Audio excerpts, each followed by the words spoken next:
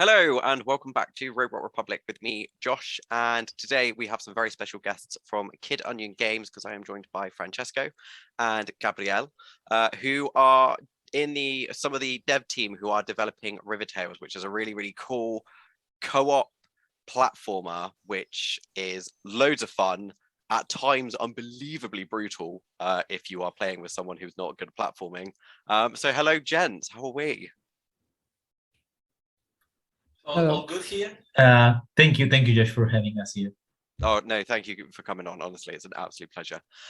So we're going to talk about River Tales, which is a really awesome. It's a really it's a new concept in my mind. I've been playing video games since the mid to late 90s, but it's something that's not been done like this for a very long time, and it feels very fresh and very new. So I kind of want to start off with, where did the inspiration for this game come from? Was it was it as a result of pandemic, or was it just kind of like someone sat there and said, wouldn't it be cool if we could have a game where we go back to like proper grassroots couch co-op kind of thing?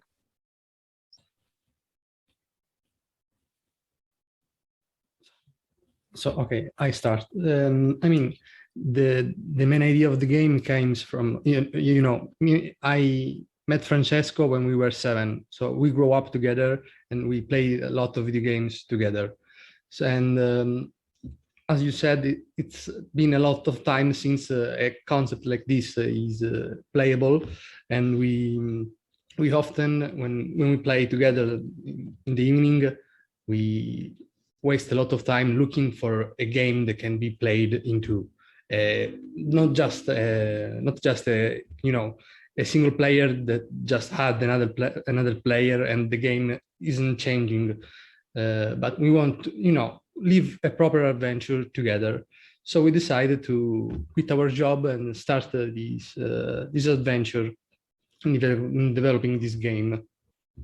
That's awesome, and that's a really lovely story as well. You guys have been friends for ages, and yeah, I mean, for me, when I was playing this through with our editor, it very much was like reminiscent of my childhood, sitting on the couch with my friends playing 2-player games and shouting at one another and kind of just like, oh my god, you're doing the wrong thing, we're meant to be going left, you're going right, and all that stuff. It was really cool and a really lovely kind of premise for a game, really. And that kind of leads me into my second question. Kind of, how did you come up with the kind of old school couch co-op gameplay idea? Kind of, obviously you've said that you guys have been friends for ages, you loved playing games together on the couch when you were kids. Is that obviously in the modern market, most games nowadays we play multiplayers online, you can play with people across the continent. So kind of, why couch co-op? I mean, obviously I kind of get why, but there will be people watching this that will just be like, I've never played couch co-op before. Well, we are 90 kids, so we grew up like with PlayStation 1 and Nintendo 64. So we know what it means to be in the same couch and playing, as Gabriele was saying before. So this is just something that we are taking inspiration from, and we want to just repropose that in the market. So lot of people right now are asking us about like the online mode and say, oh, can I play this online? And I think we are gonna, at some point, we are gonna add it. There are also some way to play it online with Steam Remote. There are ways already to play the game online. Even the demo can be played online. But as you said, like the coach co-op is not something that is happening a lot right now. And we thought it was a good market to hit on, even because like it's a market that we really love. So it was our first game. We said, okay, let's make something that we know how to judge also, because if you do, of course, a game that you don't know very well, like you're gonna struggle. But yeah, if you know like that you will play that game, you even know how to fix things where they don't work, because maybe you are looking for a different experience and you know what's the experience that you're looking for. So that like this choice, we have made this choice like out of different input, really. Oh, that's so cool. I mean, I was, you talked about, being a 90s kid growing up on the PlayStation 1 and the N64, that was my childhood as well. I loved, yeah. And just couch co-op has been something that I personally have loved for years, and there isn't enough of it. And I have to admit that the fun that I had with our editor Callie when we were playing this was honestly, both of us afterwards were like, oh my god, it was like we were like our 7, 8, 9, 10-year-old selves again. It was just absolutely brilliant. And We yeah, are I so think glad to hear this. yeah, it was like, you know, we both resorted to like, you know, overly competitive squabbling children whilst we were playing it, and afterwards we were like, god, that was so much fun. I need to ask, because it was something that kind of like when I was talking to kind of like some of your colleagues about kind of setting up the interview and stuff, you're playing as a cat and a fish, but you help each other. And I was like, why a cat and a fish? Like, these are like two animals that in nature, like, the fish is like normally eaten by cats and stuff. So kind of where did that idea come from? Because that's really cool. You know, the idea comes from from the first prototype that we made. You know, we start, as Francesco said, this is our first game, but it's also our first experience in developing a game, also using Unity. So we, as first things, we wanted to know how to make a game. So we started with a really easy, simple concept of a fish flowing into a river, and we started from that. And then we said, we want to do a co-op game. Which character can we pair with the fish? And after a fast brainstorming, the cat idea came out, and we thought it was fun, brilliant, and you know, cat is always cute, and that was the point. That's brilliant. I like that. You know, we started off with a fish that was swimming around, and then we were like, oh, we need an animal. Cats are cute. Let's put cats in it. Everyone loves a cat. Brilliant. I have to admit as well, when I was playing through the demo, like just the animations on both the cat and the fish were so good. Like genuine, like the movement animations and everything like that were really, really cool. Which we'll come back to. Thank you, Josh. Amedeo is the animators working on animation, and also myself. I worked in the animation industry for the past 10 years now, and one of the reasons why I'm doing this thing with Gabriele is because we quit our job. So we said, okay, what are our strengths? And for example, like I know I'm not an animator. I work in the animation industry as a designer. But when, for example, like I design a character, I try my best to make it animatable and appealing when it's going to be animated. So this is one of our focus. So thank you for saying that. Oh, you're welcome. Honestly, I loved it, and like I loved how when the fish ends up on land, Yeah, he's like proper flopping around. yeah. Naturally involves lots of, well, when we played it, lots of me yelling at the TV going, oh my god, get me in the water, get me in the water, get me in the water. So you were the fish. I was the fish, yeah. So I let our editor play as the cat. We literally had to flip. We were going to flip a coin, but I was like, no, I like the fish. The fish looks like he's kind of his facial animations, his facial expressions and stuff, and kind of like the art style. I was like, I want to be the fish. I want to be the fish. He's the sassy one of the duo. Yeah. I got that vibe from it. I was like, I want to be the fish. The fish is like my kind of animal. But yeah, and I thought it was great, and it's like, and as well with the cat, when the cat falls in the water and you've got the whole paws going, it was like, oh no, I was like, oh, so cool and really smooth as well. Like the transitions and the animations are really smooth, and yeah, I loved it. I'm kind of moving on. We're going to kind of talk about the programming stuff now. So kind of the game is like, you know, it's a proper old school couch co-op physics-based platformer, where you have to work together, and you know, like old school games, if you don't work together well, you're not going to progress very far, which is great. From the kind of programming perspective, kind of, you know, how difficult was it to kind of program the physics for the two separate characters that obviously work in very different environments? Obviously, you've got your fish. From an animation perspective, you need to think about kind of fluidity of movement and stuff.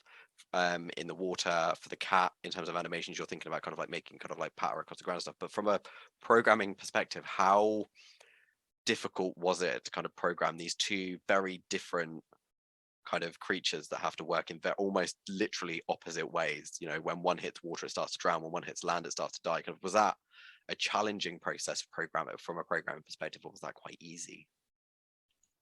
Thanks for the question. It was a real nightmare because it's like building two worlds, one that works for the cat and the other one that works for the fish, and then putting them together in the same world, in the same place. And yeah, it was really hard, but we are happy of the results that we are achieving.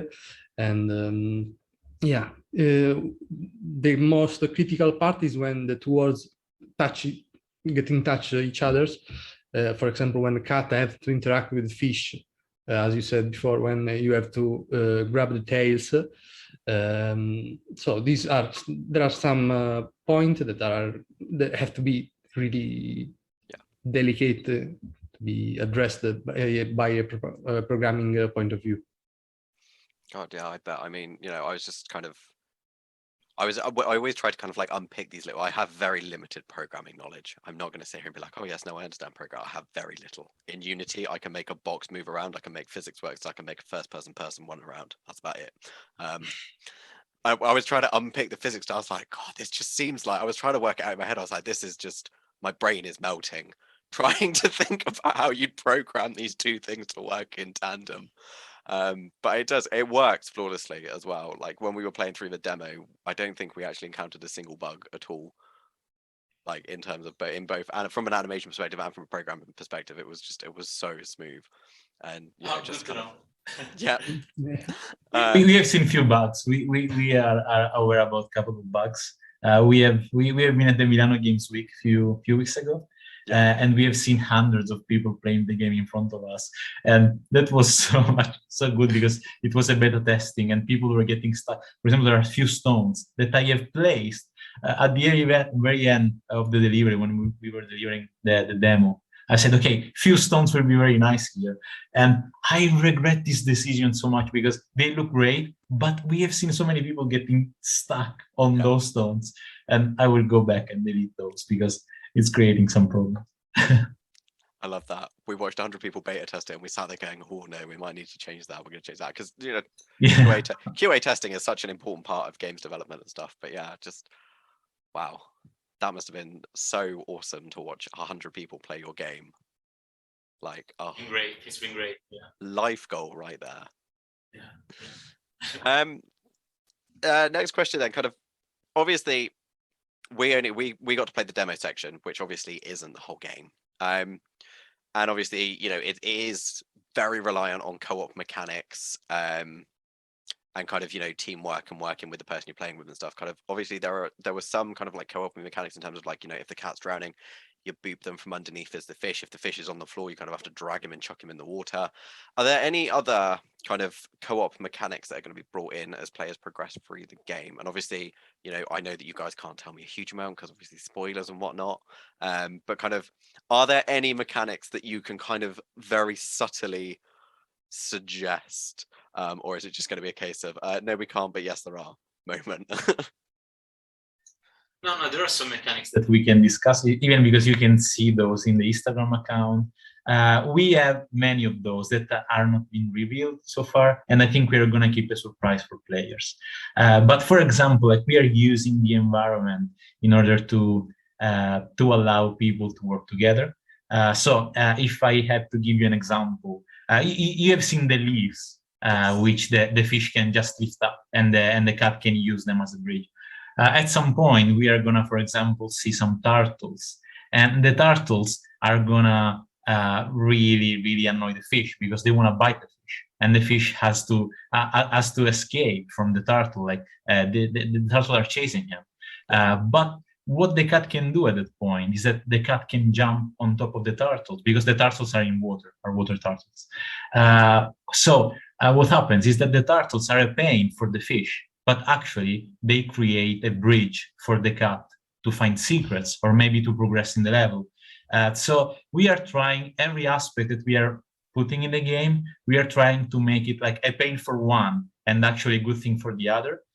This is a really nice way to balance the game because if you have this double standard of each element, the game is always or almost always be balanced. Then the matter is trying to balance the overall game, because one of the feedback that we received is that, oh, the first level is much harder for the cat.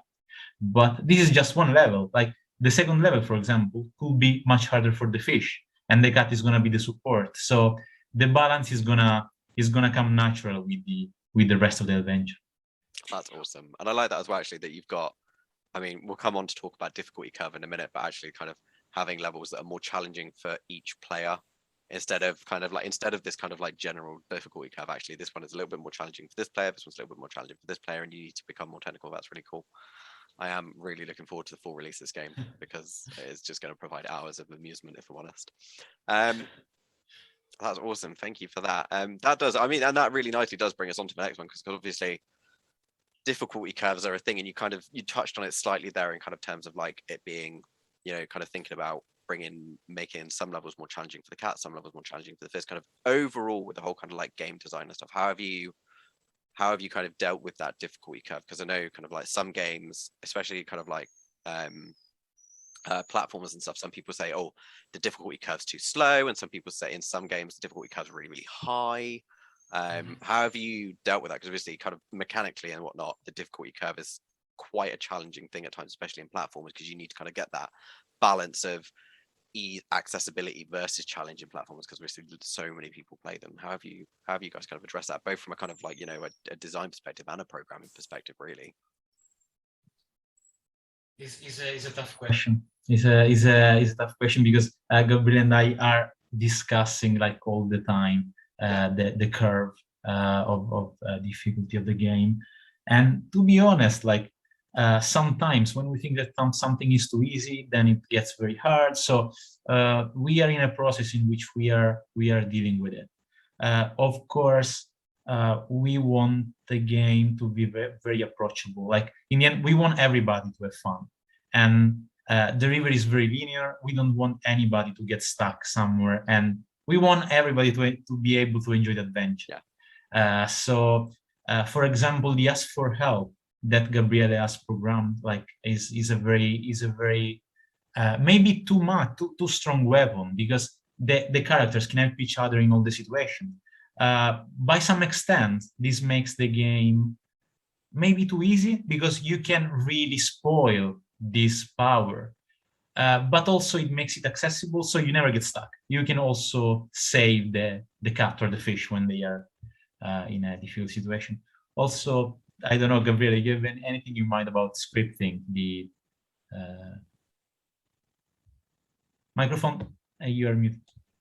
So, you know, about the difficulty, as Francesco said, we are working on this aspect of the game right now. It's also a thing that we'll discover when all the game will be finished. We just released a demo. It's an alpha, but we have a lot of time of developing in front of us. And yeah, it's a thing that I think will take us for 5 months to have the perfect balance, but we know that we are going to achieve that. Absolutely. That's awesome. And you know, I mean, you know, you guys are working so hard on this game, and you know, actually thank you for kind of giving us a little peek behind the curtain of the kind of how you're dealing with the difficulty curve, because it is really interesting, actually. The next one is, it's not a loaded question, but some people have kind of been like, oh, that's a bit of a mean question to ask. Obviously developing a video game isn't, you know, it's not simple, it's not easy. You have to spend hours and hours and hours looking at code, doing design diagrams and all the other bits and bobs. Whilst you've been kind of developing River Tales, what have been some of the biggest challenges that you've kind of faced from both design and programming perspectives? From a programming perspective, the most challenging things was to make work Maya and Unity together in a way that was, you know, all smooth between the two, but also the you know, the facial animation, the expression were also a thought things to achieve. But also, as we said before, the making the two worlds working together. Yeah, at least was the main challenge we faced. Another one for sure that I would like to add are the cameras, because having the level that works with a nice camera all the time, and having the two characters in the shot all the time is something that gave us a lot of headaches, and still is giving us a lot of headaches. I don't know, like sometimes like we talk a lot about it, like I probably we spend like at least 50 hours talking about cameras so far, because I don't know, so, like I don't know if you ever tried that, but if the characters go far away, the camera, we have found this solution in which the camera basically goes up and you can see the characters, they get very small and the game gets unplayable. And what do we do with that? Like, do we keep it, or we force the characters, the players, to be closer together that way, or we kill them and they come back to the checkpoint when they are too far away? This is a very tough choice, and we are gonna probably change it other 10 times till the game will be released officially. Yeah, definitely. I can see that being a real kind of like stickler in terms of do we do that, kill them and restart them, or do we just get them really tiny? Yeah, no, I can definitely see that being a huge challenge actually. Last question then. What is, obviously you guys have got a Kickstarter campaign out now, which if you're watching this, do click the link in the little description down there and go and support this amazing game because it's really, really cool. But what's coming next? Obviously you guys are kind of, you know, we're still at alpha phase and you're kind of, you're in the midst of beta at the moment, aren't you? So kind of what is coming next for kind of, you know, River Tales and Kid Onion Studios as a whole? We have a lot of time that we have to spend developing the game, you know. In the hard way, we have to design everything to the last level. We have got to work on a lot of bosses that we haven't, we've just put at the end of the demo the king frog boss, the huge blue frog, but we have to create and play test the arena of this boss, and also all the other bosses that we are going to find in the game. Awesome. So, I'm so excited for this game, honestly. Cool. Thank you very much, both Francesco and Gabriele from Kid Onion Studios. It has been a pleasure having both of you on. And if you are watching this video, like I just said, hit that link in that description and go and check this game out on Kickstarter, because it's just hours of fun. You know, if you are watching this and you're of a certain age to remember couch co-op, go and play this game because it is just hours of fun that will, you know, tickle that nostalgia bone. And if you are not and you don't remember couch co-op because you're, you know, a young person, then go and check it out because couch co-op is brilliant and it's just, yeah, it is just amazing. Thank you so much, both of you, for joining me for this. It's been an absolute pleasure having you on. Thank you, Josh. Thank you, Josh. And please do, like I said, go and check out Kid Onion Studios and River Tales on Twitter for more updates on their game. And obviously, as always, like and subscribe to Robot Republic. And if you are already, then do tickle that little bell icon, which is over in a corner somewhere, probably over that way.